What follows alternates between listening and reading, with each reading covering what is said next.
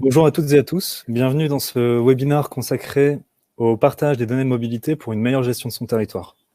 Je suis Maxime, responsable du secteur mobilité et transport chez Open Datasoft. Enchanté. Chez Open Datasoft, nous avons développé la solution pour partager et valoriser vos données. En permettant d'apporter un accès simple et rapide à l'information, la solution de partage des données développée par nos équipes aide les organisations à libérer le potentiel de leurs données en interne comme en externe. J'ai le plaisir d'accueillir pour cette table ronde Claire Prost-Roman, chef de produit Big Data chez SFR Business, ainsi que Gabriel Dos Santos, chef du centre usage, valorisation et diffusion de données chez Bordeaux Métropole. Je vais les laisser se présenter dans quelques instants, mais avant cela, un petit rappel des bonnes pratiques pour ce webinaire, notamment pour suivre pour faciliter le suivi de cet échange et les échanges entre participantes et participants. Tout d'abord, cet échange entre Claire et Gabriel va durer une quarantaine de minutes. Pour poser toutes vos questions, n'hésitez pas à vous rendre sur la partie droite de l'application. Nous tâcherons de répondre à vos questions à la fin de la session. Pour mieux vous connaître, nous avons également créé une liste de questions. N'hésitez pas à vous rendre dans la partie sondage pour y répondre. Et enfin, n'hésitez pas à double-cliquer sur l'écran de présentation. Cela vous permettra d'apprécier au mieux les sessions de démonstration qui seront faites par Claire et Gabriel. Comme convenu, donc, je vais passer à la présentation des invités d'aujourd'hui, et notamment par Claire. Claire, est-ce que tu peux nous en dire un peu plus sur ton rôle et tes responsabilités chez SFR Business? Ah, Claire, ça commence mal. C'est bon, on t'entend. Je prenne l'habitude. Bonjour à tous. Donc, merci Maxime pour l'introduction. Donc, je travaille chez SFR au sein de la direction analytique. Je travaille dans un service qui propose des solutions B2B2C telles que SFR Géostatistique dont on va parler aujourd'hui. Une solution qui permet de mesurer les déplacements de personnes grâce aux données du réseau mobile SFR. Moi, en tant que chef de produit de la solution, je suis en charge de piloter l'activité, développer les offres commerciales, les promouvoir, et je suis également l'interlocutrice privilégiée des équipes SFR Business qui commercialisent la solution. Merci beaucoup Claire. Gabriel, de ton côté, est-ce que tu peux nous en dire un petit peu plus sur ton périmètre au sein de Bordeaux Métropole? Oui, bien sûr. Bonjour Maxime, bonjour Claire, bonjour à tous. Donc moi, j'anime l'équipe data qui est composée de 6 personnes à Bordeaux Métropole.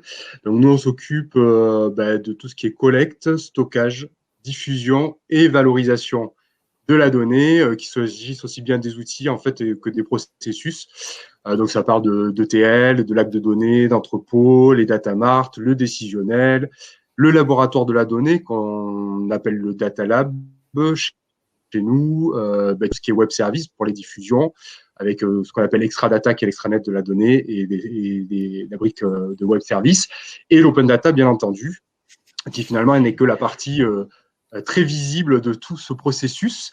Et donc, on intervient sur toute la chaîne de circulation de la donnée dès qu'elle sort en fait de son système d'information, et donc de sa collecte à sa diffusion et sa valorisation. Bref, une fois qu'elle peut être réexploitée, qu'elle peut prendre finalement une nouvelle vie par rapport à ce qu'elle est produite initialement dans son système d'information métier.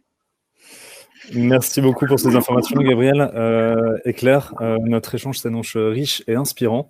Peut-être, donc pour commencer cette interview croisée, donc forcément une première question à vous poser. Gabriel, peut-être pour commencer, côté Bordeaux Métropole, quels sont les plus grands défis de votre territoire donc en matière de mobilité? Peux-tu nous en parler un petit peu? Oui, bien sûr. Donc, en effet, la mobilité, donc pour Bordeaux Métropole, c'est un des principaux défis, hein, et enjeu, comme pour toutes les métropoles, j'imagine. Déjà, d'abord parce que c'est une compétence historique des métropoles, et puis ça devient quelque chose de très stratégique pour la collectivité. On a à la fois une population qui croît, des personnes de plus en plus mobiles, qui ont besoin de se déplacer, bien entendu, sur le territoire. Et ce territoire, lui, il est non extensible et de plus en plus densifié. Donc, la mobilité, ça devient l'équation qui doit résoudre les deux dimensions, l'espace et le temps. Donc, si l'automobile, elle, était beaucoup plus plébiscitée dans les années 60 et jusqu'aux peut-être les années 90, les transports en commun en site propre se sont beaucoup développés, en tout cas sur le territoire bordelais, à la fin des années 90.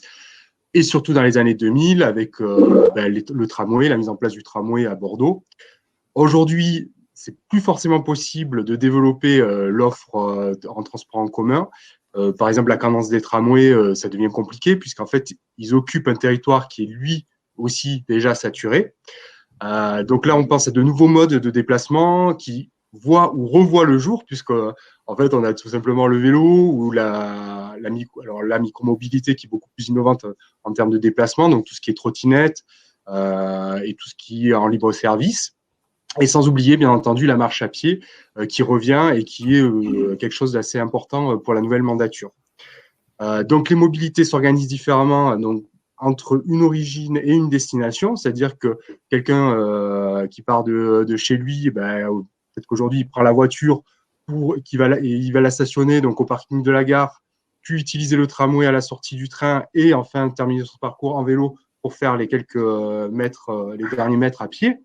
Et donc, c'est l'organisation de toute cette mobilité qui est devenue un vrai enjeu et que l'on appelle la mobilité as a service. Donc et la donnée que nous pouvons récupérer de toutes ces mobilités, dont essentiellement celles en temps réel, nous, c'est très important cette donnée, donc la billettique, par exemple, les flux vélos, les flux piétons, et la géolocalisation des véhicules de transport ou des trottinettes donc en temps réel, permettent d'analyser tous ces déplacements et les différents modes qui sont utilisés pour ces déplacements, afin au final de les optimiser, par exemple en utilisant les calculs d'itinéraire, qui constituent aussi une source qui est très précieuse pour comprendre les mobilités, de manière à comprendre en fait d'où et où vont les personnes et améliorer donc les déplacements qui sont proposés par différents modes. Très clair, Gabriel. Merci pour cette réponse détaillée. Donc, en tant que collectivité, vos besoins de compréhension des flux multimobilité semblent donc essentiels. Comme tu l'as évoqué, donc des enseignements sont tirés ou sont issus de l'analyse de données produites localement, en temps réel, et on imagine aussi depuis des échelles plus grandes, de quoi alimenter donc vos réflexions sur des aspects, des enjeux de gestion de l'infrastructure, de compréhension des flux de déplacement de population et éventuellement d'attractivité du territoire. Claire, je crois que c'est à ces enjeux que vous répondez. Est-ce que tu peux nous en dire un peu plus ? Oui. Alors effectivement, Maxime, les réflexions des collectivités sont liées à différents enjeux. Tout d'abord, il y a un besoin, je pense, de mesures qui est de plus en plus présent, dû au fait que ce besoin, il est accentué par le fait que les données issues du territoire sont de plus en plus nombreuses et variées, et que ces données permettent à la fois une aide à la prise de décision, à l'observation, à l'investissement, mais également peuvent permettre de communiquer. Et donc ces données, elles peuvent être effectivement étudiées à différentes échelles, à la fois une échelle microscopique, pour répondre à des enjeux plutôt de pilotage et de conception de la mobilité, et c'est ce que disait Gabriel, à une échelle plutôt très locale, avec du temps réel et une compréhension des micro-mobilités très localement sur le territoire. Et puis, ces données, elles vont pouvoir être aussi étudiées de façon macroscopique, qui va venir aussi compléter la vision micro, notamment pour connaître des grandes tendances de déplacement, observer des déplacements bout en bout, la fréquentation, leur évolution dans le temps. Et tout ça va permettre de répondre à des enjeux, comme tu disais, de connaissance globale du territoire, évaluer le dynamisme et l'attractivité d'un territoire, comprendre les flux touristiques, aussi permettre de gérer des infrastructures de transport. Et donc, c'est à ces enjeux que c'est sur ces enjeux que SFR accompagne les collectivités. Et notre mission avec la solution SFR Géostatistique pour répondre à ces enjeux, c'est à la fois de fournir des données de qualité et représentatives, c'est aussi fournir des mesures qui soient adaptées aux problématiques de chaque acteur, à la fois par le fait que nos études soient paramétrables, mais aussi par un accompagnement client personnalisé. Et puis, dernier point, notre objectif, c'est aussi de répondre à des enjeux liés à la gouvernance de la donnée et à l'accès facilité à l'information. Et là, notre mission, c'est d'offrir une nouvelle source de données aux collectivités, une nouvelle clé de lecture qui va venir challenger les données traditionnelles issues d'enquêtes terrain, qui sont souvent basées sur du déclaratif, sur des échantillons faibles, assez lourdes à mettre en place, et qui induit un renouvellement peu fréquent. Très bien, merci beaucoup Claire pour ces précisions. C'est une contextualisation qui montre comment deux organisations publiques et privées répondent à des préoccupations différentes, tout en ayant comme point commun de publier et valoriser de la donnée en réponse aux enjeux de mobilité. Donc ça cadre bien notre discussion d'aujourd'hui, donc merci à vous pour ces éléments. Mais concrètement, comment collectez-vous ces données? Comment vous organisez-vous pour valoriser ces informations? Peut-être Claire pour commencer. Alors, donc nos données, elles sont issues du réseau mobile SFR, donc elles sont liées au déplacement des cartes SIM. Ces données, elles sont collectées 7 jours sur 7, 24 heures sur 24, sur la base des 21 millions de clients que comprend le parc SFR mobile. Ces 21 millions de cartes SIM, ça équivaut à 4 milliards, ce qu'on appelle des événements réseau, 4 milliards d'événements mobiles par jour. Ces événements, ils sont par la suite filtrés et transformés en indicateurs géostatistiques, redressés, agrégés et anonymisés selon les recommandations de la CNIL, évidemment. Après, plus concrètement, comment mettons en place une étude SFR géostatistique? C'est 4 étapes assez simples. Donc, la première étape, c'est la délimitation de la zone d'étude à travers diverses mailles géographiques disponibles au sein de la solution, donc le groupement d'IRIS, le groupement de communes, départements, régions, EPCI, mais également à travers du zoning spécifique, donc par exemple à l'échelle d'un quartier ou d'un centre-ville. La deuxième étape, c'est la sélection des indicateurs qui vont répondre à une problématique propre client. Donc là, on a différentes formes d'indicateurs, à la fois qualitatifs et quantitatifs, donc de la fréquentation, du flux, de la durée de séjour, de la récurrence de visite, enfin tout un panel d'indicateurs. La troisième étape pour mettre en place une étude SFR géostatistique, c'est la délimitation, en tout cas la détermination de la période d'étude. Donc là, soit on fait le choix de se baser sur une période d'études passée. Donc là, c'est possible grâce à notre historique de 24 mois de données, ce qui offre une profondeur assez large pour faire un retour en arrière sur les données ou se baser sur une période d'études à venir. Et la dernière et quatrième étape de la mise en place d'une étude, c'est la phase de restitution. Donc là, toutes les restitutions de nos résultats sont faites via notre plateforme de data visualisation qu'on a travaillé avec Open Datasoft et sur laquelle des fichiers CSV sont téléchargeables. Merci beaucoup Claire. Tu disais près de 4 milliards d'événements par jour, donc une grande quantité de données. Je crois savoir que du côté de Bordeaux Métropole, l'accent est plutôt mis sur des données de temps réel. Gabriel, est-ce que tu peux nous en parler? Oui, ouais, tout à fait. Ouais. Donc pour nous, l'objectif, c'est de collecter le maximum de données sur la mobilité, donc parfois avec des fréquences très élevées pour les données en temps réel, qui peuvent aller jusqu'à un pas d'une minute. Ça nous permet de construire ce qu'on appelle les bases d'apprentissage temporelles, où on historise la donnée dans le lac de données, qu'on appelle le data lake. Tout ça, ça forme la matière que nous exploitons ensuite dans nos outils internes de valorisation dans le laboratoire de la donnée, le Data Lab, pour visualiser et mettre en scène cette donnée en la croisant avec d'autres sources, comme la météo, les travaux, tous les événements en fait en général qui peuvent impacter la circulation des déplacements ou ce qui peut être source d'affluence. Donc, pour pouvoir collecter toute cette donnée en amont, on met en place ce qu'on appelle les contrats d'interface avec les principaux fournisseurs de données, puisqu'on en a plusieurs, dont notre principal est notre délégataire qui opère le service des transports publics, donc Keolis chez nous. Les opérateurs, bien entendu, de micromobilité, par exemple le Bird pour les trottinettes, les exploitants des parkings, le service de gestion du trafic métropolitain, donc qui est interne à la métropole, qu'on appelle Gertrude. Voilà, donc tout ça, ce sont des fournisseurs de données et on met en place ces contrats qui fixent les règles de mise à disposition des données, donc soit via des API, soit des serveurs de fichiers tout simplement, qu'on appelle donc des SAS. Et ces espaces intermédiaires entre la donnée des systèmes d'information sources et nos entrepôts qui vont venir collecter ces données. On régit donc la fréquence de mise à disposition, les formats, voire les standards lorsqu'ils existent. Et au niveau des transports et de la mobilité, ils existent de plus en plus au niveau national au niveau européen et au niveau national. Et ensuite, on met en place toutes les modalités de connexion au SaaS. Donc, pour compléter ce panorama de données qui existe déjà, il y a une politique de mise en place de capteurs sur la collectivité qui permet en fait de pouvoir obtenir de plus en plus de données, notamment sur les flux, donc les flux vélos et les flux piétons. Et bien entendu, on récupère cette donnée de ces capteurs pour pouvoir les exploiter ensuite dans notre data lab en les agrégeant aux autres informations qu'on a récupérées par ailleurs. D'accord, très clair. Merci Gabriel.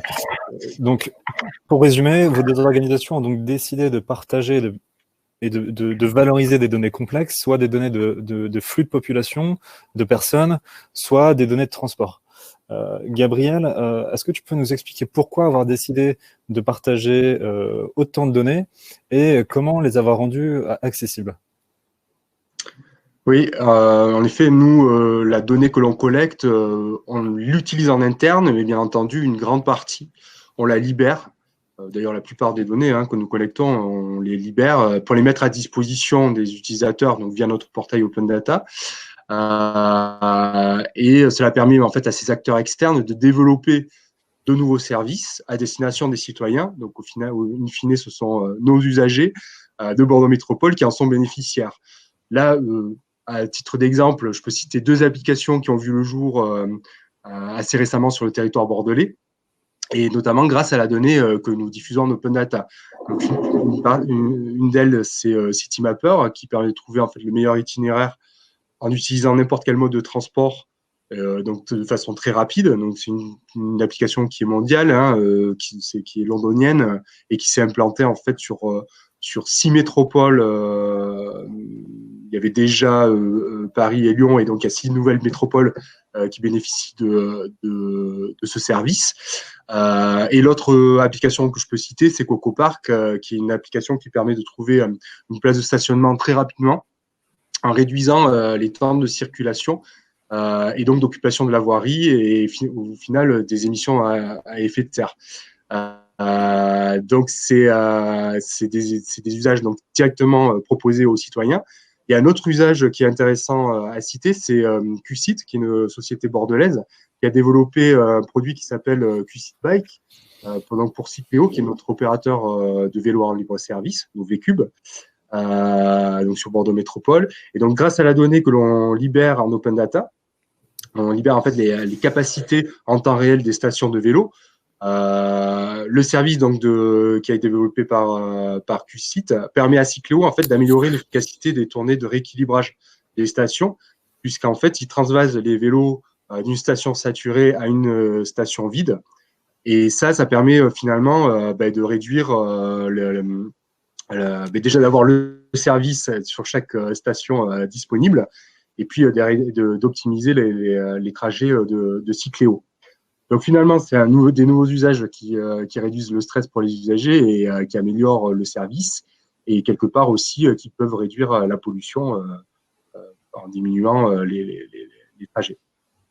Donc ça, aujourd'hui, ce sont une vingtaine de jeux de données qui sont accessibles dans notre portail Open Data en licence ouverte, donc autour des déplacements, que ce soit les transports, la circulation, le stationnement. Et ensuite, on propose aussi notre propre data visualisation sur notre portail Open Data, comme la disponibilité des places de parking en temps réel, et qui peut être après embarqué sur un site grand public et bien entendu être réutilisé en interne pour réaliser des analyses dans notre data lab, comme je le disais précédemment. Et c'est des choses que je présenterai juste après. Très clair, Gabriel. Du coup, pour résumer, donc, il y a le portail de données Open Data et votre data lab interne qui permet d'agréger donc des données produites au sein de Bordeaux Métropole et également des données externes, éventuellement d'opérateurs, donc de transport, éventuellement d'opérateurs télécom. Une bonne transition pour Claire. Est-ce que c'est dans ce sens que l'offre SFR géostatistique a été développée? Alors, désolée, j'ai le son qui s'est coupé à un moment. Je disais, est-ce que c'est dans ce sens que l'offre SFR géostatistique a été développée pour alimenter justement des data labs internes présents dans des métropoles ou dans des villes, des régions? Alors exactement, notre objectif en créant la solution SFR Géostatistique, c'est d'amener une nouvelle source de données et une nouvelle solution de comptage pour les acteurs dont l'activité est liée à un territoire. Et c'est aussi créer une solution qui puisse être facilement intégrée à des portails data existants dans le cadre d'un usage interne. Et notre démarche en intégrant la solution Open Data Soft au sein de nos offres SFR Géostatistique depuis 2018, il répond à deux besoins. À la fois, un premier besoin qui est le besoin d'interopérabilité des collectivités et donc une facilitation de l'intégration du croisement et de la comparaison d'informations dans des portails existants. Et ça, on le fait via une mise à disposition des données via API. Et le deuxième besoin auquel on répond, c'est un besoin de facilité d'usage. Et donc, c'est pour ça qu'on a inclus une plateforme de data visualisation pour permettre une plateforme en ligne qui est assez simple et intuitive et qui permet de s'adresser à tout profil client, à la fois expert et non expert de la donnée. Et j'aurai l'occasion de vous montrer la plateforme juste après. Merci beaucoup Claire, très intéressant et puis curieux en effet d'en voir plus. Gabriel, de ton côté, est-ce que tu peux nous en dire plus sur la façon dont vous valorisez les données de mobilité, donc entre votre portail Open Data et le Data Lab interne que tu as évoqué? Serait-ce possible de voir quelques exemples concrets? Oui, alors je réactive le son également. Oui, je peux vous présenter ça. Alors, par contre, j'ai un petit souci, je vois pas comment partager. Enfin, mon partage d'écran est barré, donc je pense que j'ai besoin d'une autorisation. Je pense que c'est en cours. Ouais. Alors, vérifie ça. Non, je pense que ça a commencé quand tu as commencé à partager ton écran, Maxime. Ok, donc j'arrête mon partage d'écran. Oui, je pense, et ça va nous laisser la main. Ah oui, Est-ce que c'est bon? voilà, très bien, parfait, super. Merci. Donc, je vais partager mon écran. Hop. Je vais partager ici. Alors, pardon, c'est moi, je fais une petite mauvaise manip.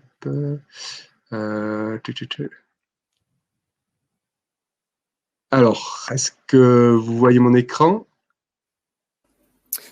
Oui, c'est parfait. Ouais. Super.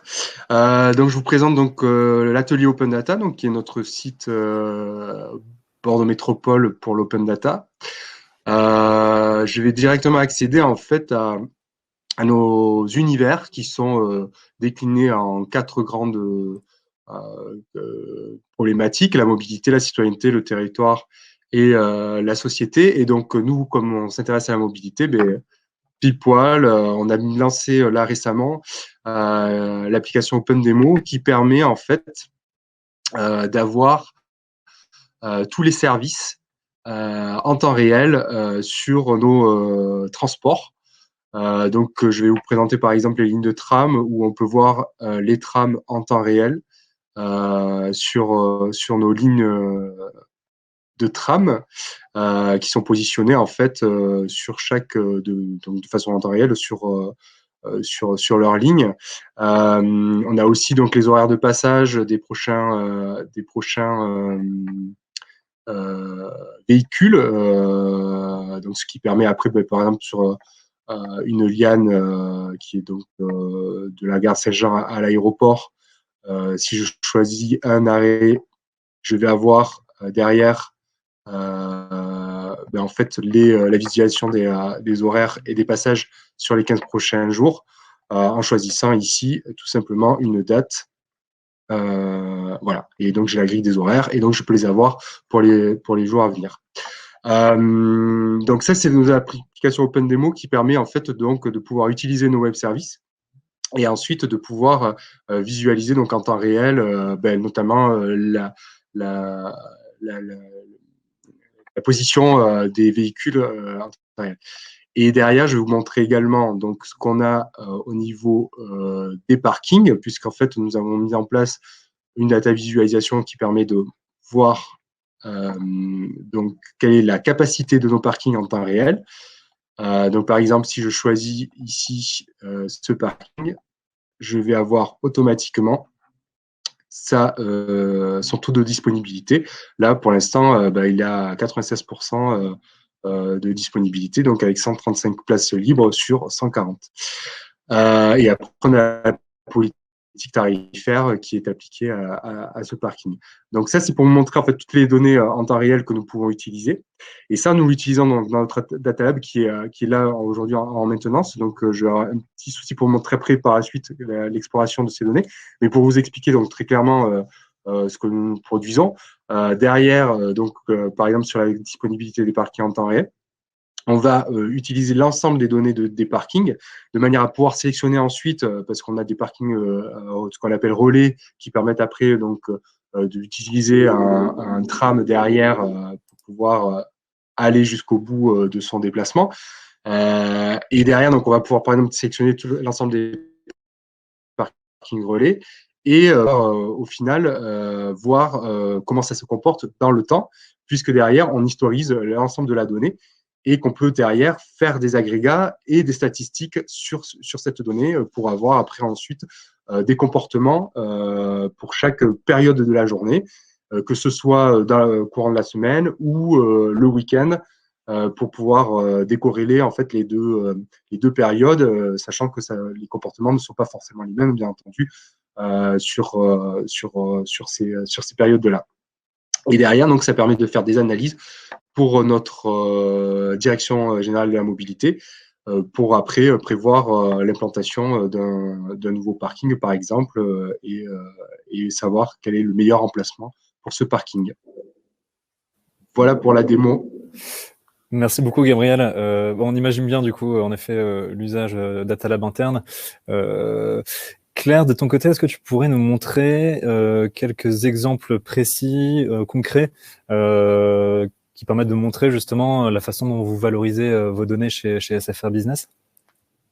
Oui, alors bien sûr, je vais partager mon écran. Tac, fenêtre.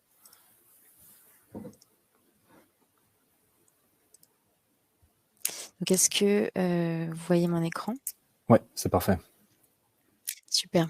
Donc, pour vous contextualiser, on a créé 2 jeux de données dans le cadre de ce webinaire qui nous ont paru pertinents pour illustrer 2 phénomènes liés au déplacement de personnes et aussi pour vous illustrer comment nous valorisons la donnée au sein de notre interface. Alors, ces deux jeux de données sont les suivants. Donc, un premier jeu de données à l'échelle de la communauté urbaine de Dunkerque, ici autour de la mobilité quotidienne et notamment l'effet pendulaire semaine-week-end.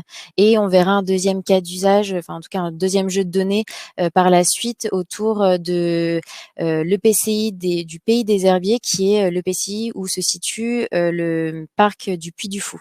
Et donc là, on sera plus sur une mobilité touristique. Donc, tout d'abord, le premier jeu de données. Donc, voici notre interface de data visualisation qu'on a travaillé avec Open Data Soft. Donc, l'interface se présente ainsi. En haut à droite, vous avez un onglet qui correspond à chaque indicateur. Donc là, 2 indicateurs dans ce jeu de données, avec sur chaque page la possibilité d'aller sélectionner une période d'étude et ainsi qu'une agrégation temporelle. Donc là, nous sommes sur la page de fréquentation de la communauté urbaine de Dunkerque. Donc là, nous avons un graphe qui présente la fréquentation globale sur la période sélectionnée. Donc là, j'ai sélectionné une période du 1er juin 2020 au 7 juillet 2020. Donc, on voit que sur cette période, on a un chiffre de visiteurs uniques en moyenne autour de 200 000. Donc, on va aller un peu plus loin dans la compréhension de cette fréquentation. Donc, tout d'abord, on va pouvoir regarder l'effet pendulaire semaine-week-end. Qu'est-ce qui se passe sur cette fréquentation semaine vs week-end? Donc là, on voit que sur la communauté urbaine de Dunkerque, on a une fréquentation assez stable finalement, et contrairement à certaines collectivités qui voient leur fréquentation baisser, notamment sur les samedis et dimanches. Là, on voit une fréquentation assez stable, donc on va aller chercher à comprendre cette stabilité. Donc, on va pouvoir aller voir le profil des visiteurs à travers une segmentation résident-non résident, par exemple. Donc là, j'applique ma segmentation. Si on regarde uniquement pour l'instant les résidents, on voit que les résidents ont tendance à partir du territoire les week-ends. Et donc, on va regarder le comportement des non-résidents. Et là, on voit que la communauté urbaine de Dunkerque a la capacité d'attirer à la fois des non-résidents la semaine et le week-end, puisqu'on voit qu'ils sont bien présents sur les samedis et dimanches. Après, ce qui va être intéressant, c'est d'aller voir d'où viennent justement ces non-résidents sur cette période. Donc, à travers notre indicateur de provenance, on voit ici que la plupart des non-résidents viennent de la métropole européenne de Lille et puis après viennent de PCI voisines et notamment la communauté de communes des Hauts-de-Flandre. Après, ce qui va être aussi intéressant, c'est de regarder l'évolution de ces provenances dans le temps. Donc là, encore une fois, sur la période que j'ai sélectionnée. Et là, ce qu'on voit, c'est que les résidents de l'EPCI de la métropole européenne de Lille sont principalement au sein de la communauté urbaine de Dunkerque pour profiter en fait des week-ends et des beaux jours. Donc, il y a bien cet effet de volume qui augmente les week-ends. Et par contre, si on observe la fréquentation des résidents, par exemple de la communauté commune des Hauts-de-Flandre, on voit qu'il y a une fréquentation, en tout cas des visiteurs qui sont là particulièrement la semaine, avec une baisse quand même le week-end. Donc on pourrait identifier des flux liés notamment à une activité économique et notamment liés à un déplacement domicile-travail, alors que les habitants de la métropole de Lille sont plutôt là pour le loisir et donc les week-ends, et peut-être aussi il y a un effet résidence secondaire. Donc voilà ce premier cas d'usage donc autour de la mobilité quotidienne et pour vous montrer l'effet d'une fréquentation pendulaire semaine-week-end. Et donc maintenant, très rapidement, est-ce que vous voyez toujours bien mon écran? Oui. Donc là, on est deuxième jeu de données. Ici, sur la communauté de communes des Pays des Herbiers. Donc, c'est là où se situe le parc du Puy du Fou. Donc, le parc du Puy du Fou, il a ouvert très tardivement cette année avec une obligation de limiter ses entrées. Mais il a néanmoins eu l'autorisation d'ouvrir son parc pour un spectacle exceptionnel et qui a accueilli plus de 12 000 personnes.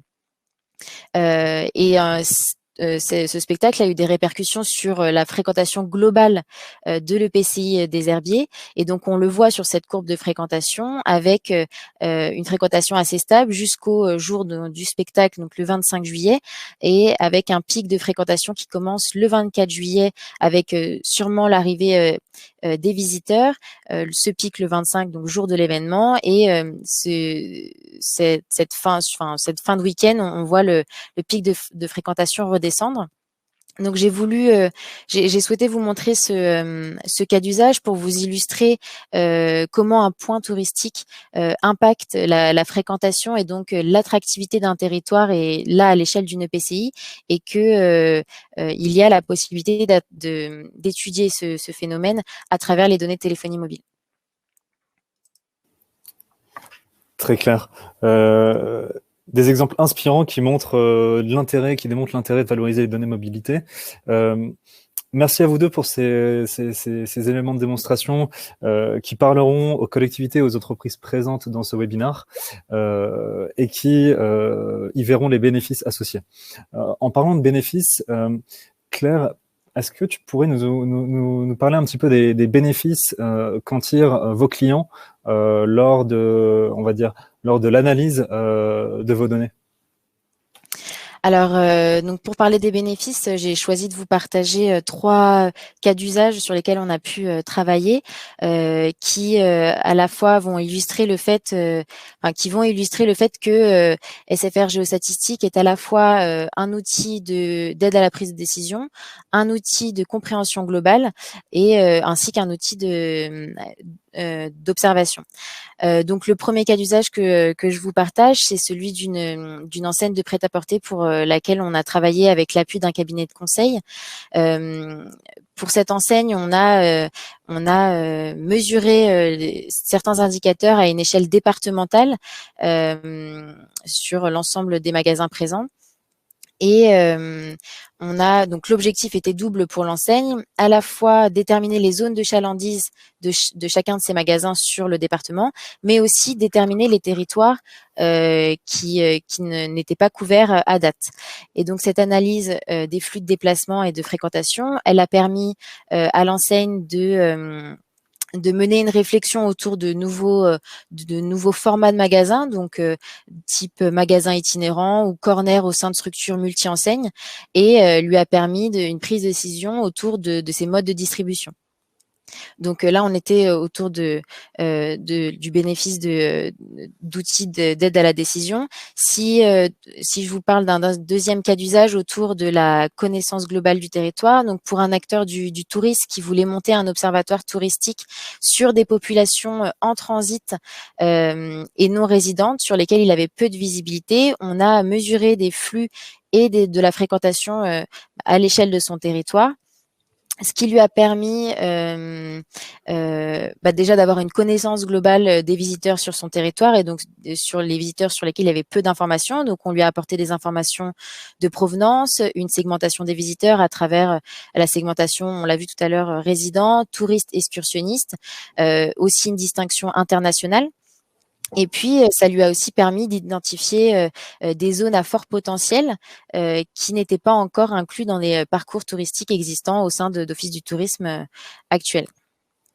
Donc voilà pour le deuxième cas d'usage. Et donc dernier cas d'usage pour montrer aussi que la solution est un outil d'observation.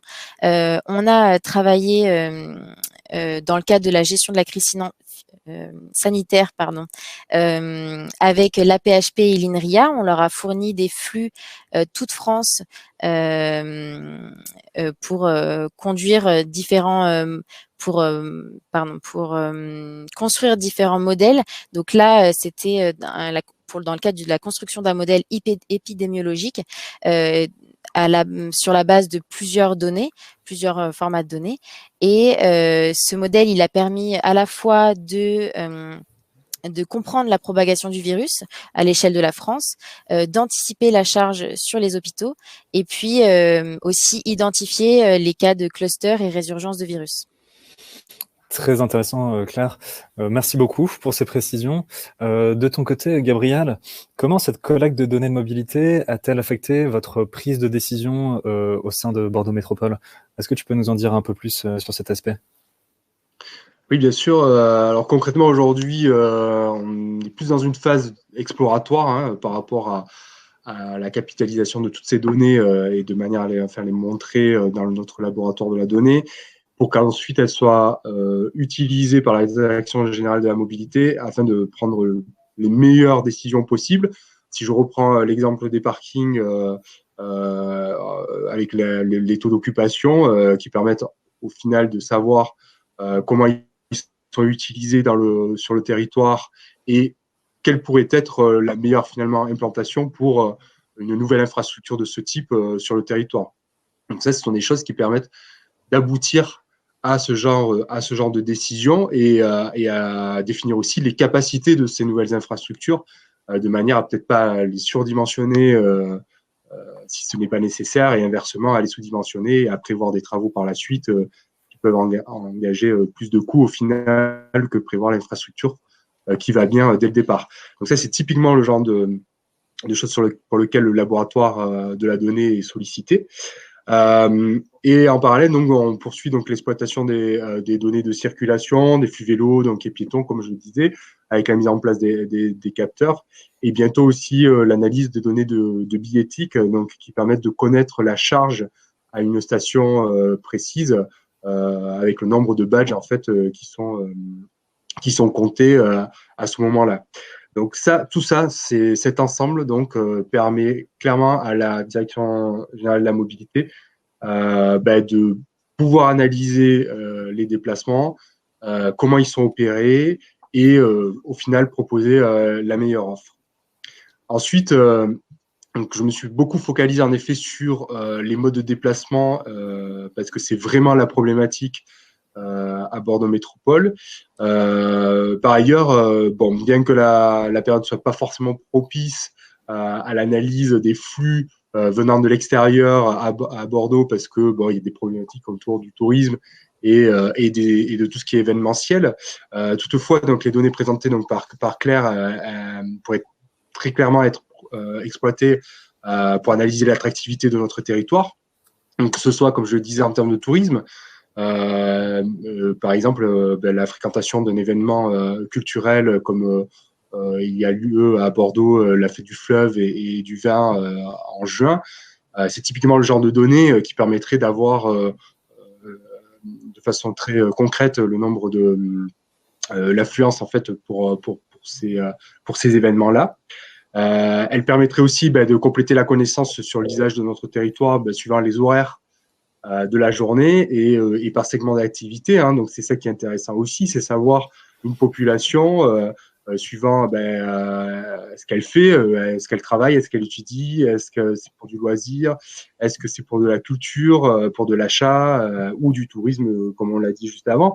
Voilà, donc tout ça, c'est comprendre le territoire. Aujourd'hui, on s'appuie surtout sur des enquêtes appelées ménage déplacement, qui sont très lourdes à mettre en place, avec une fréquence de renouvellement donc très longue, puisque derrière, c'est de la vraie enquête, hein, c'est-à-dire aller voir, interroger, compiler ces informations. Donc c'est là où des données de type SFR peuvent vraiment venir apporter des informations de façon beaucoup plus récurrente.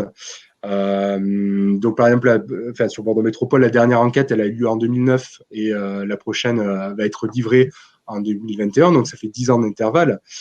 Donc, voilà, donc, des données comme Claire les a décrites nous permettraient vraiment d'avoir ces résultats intermédiaires qui permettent vraiment de comprendre l'occupation de notre territoire dans le temps.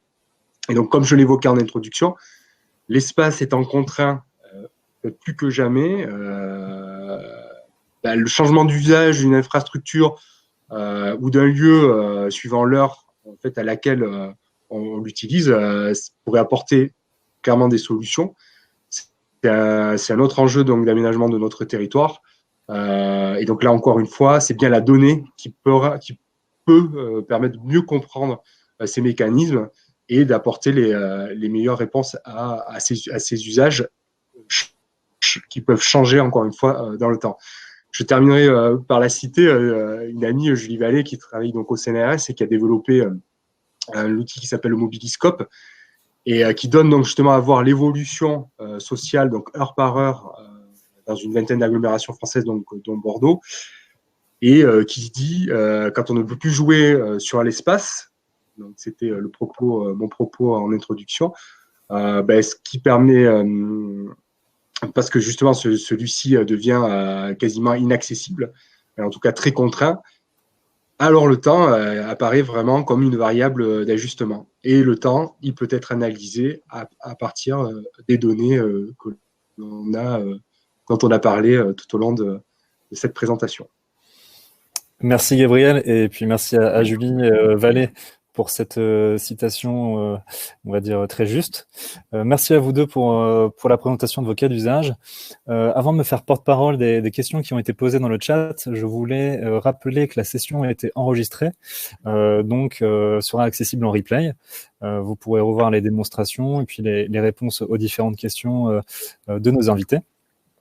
Et puis également une slide de synthèse en fin de la présentation qui regroupe les différents contacts, mais également les ressources partagées les ressources ouvertes, les portails partagés lors de la session. Alors du coup, je vais regarder si il y a quelques questions posées. Une pour peut-être Claire. Claire, sur la politique de SFR en matière d'ouverture de ces données. Y a-t-il des partenariats avec des collectivités locales pour intégrer ces données dans des portails open data ?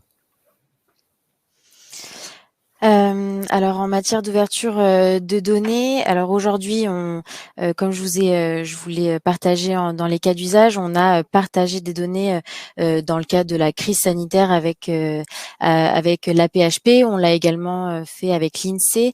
On a travaillé également avec d'autres laboratoires de recherche. Donc aujourd'hui, on l'a fait dans le cadre de la crise actuelle. Après, sur la question, y a-t-il des partenariats avec des collectivités locales pour intégrer des données SFR dans les portails open data?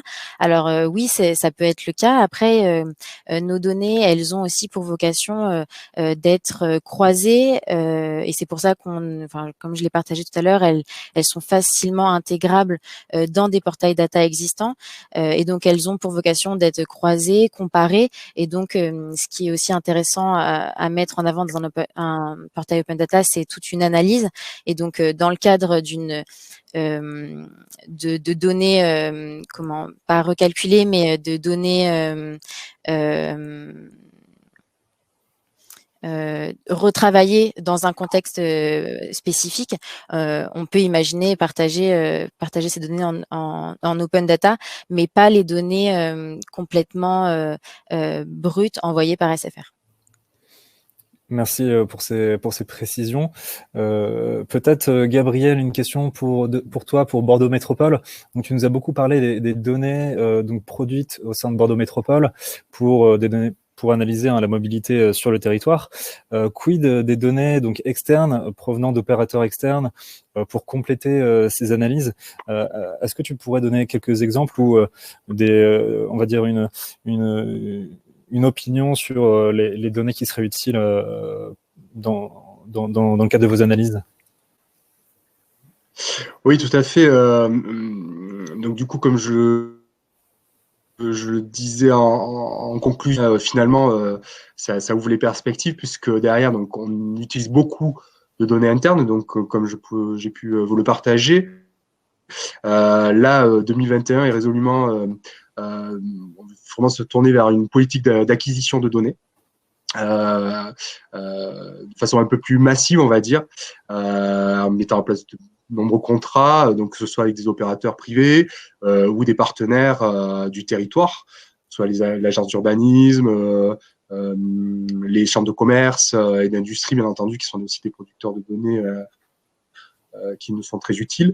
Et puis, bien entendu, les opérateurs, donc, comme je disais, privés comme SFR, dont la donnée peut être très intéressante à utiliser pour mieux comprendre, encore une fois, notre territoire et les flux de population sur notre territoire.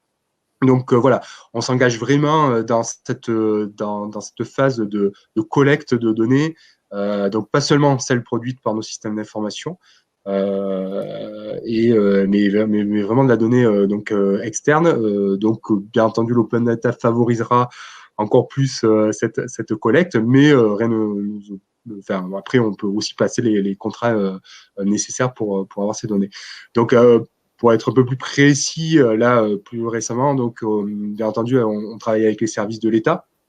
Et quand on parle de mobilité à Bordeaux Métropole, un des axes très importants, c'est sa rocade, et donc qui est géré par l'État. Et donc là, on se met autour de la table avec les services de l'État pour pouvoir aussi récupérer leurs données sur ces axes qui sont indispensables à la circulation sur notre territoire. Et il y a des projets qui ont vu le jour, avec notamment le développement d'une application qui s'appelle Site de différence. Donc, vraiment en partenariat avec l'État, qui permet d'adapter la conduite des automobilistes en fonction des événements qu'ils peuvent avoir sur leur trajet. Et c'est un développement en fait qui s'inscrit dans un projet qui est un peu plus large, qui s'appelle C-Road, donc qui est porté au niveau de l'État, du ministère de la Transition écologique, sur tout ce qui est mobilité connectée. Donc, qui est un pas vers la voiture autonome, mais qui s'adresse déjà à des applications embarquées sur les véhicules, de manière à pouvoir anticiper le maximum son trajet et la conduite sur son trajet. Et donc avec l'application qui s'appelle Coop ITS de l'État. Voilà, donc ça, c'est les derniers partenariats. Et bien entendu, nous, toujours plus de données pour mieux analyser. Super, merci beaucoup Gabriel, très très intéressant d'avoir ton opinion sur cette question. Peut-être une dernière question côté SFR pour Claire. Quelle est la représentativité des données de SFR par rapport au volume global des données tout opérateur confondu? 20, 30%. Est-ce que tu peux nous répondre, Claire? Alors effectivement, chaque opérateur a sa part de marché en France. Nous, on a une part de marché mobile autour de 30%. Après, donc on observe les données de déplacement des cartes SIM à l'échelle de ces 30% de la population, mais on applique des redressements sur nos données pour que ces données soient représentatives de la population nationale. Et donc ce redressement, il est fait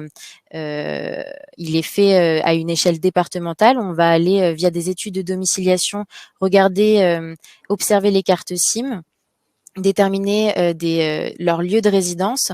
On va ensuite donc regarder notre part de marché finalement au département, et à travers cette part de marché, on va affecter des coefficients de redressement qui sont validés par un de nos partenaires NP6 qui nous valide et qui nous applique l'ensemble de nos coefficients de redressement, ce qui fait qu'on va appliquer un redressement départemental, ce qui va nous apporter un redressement national.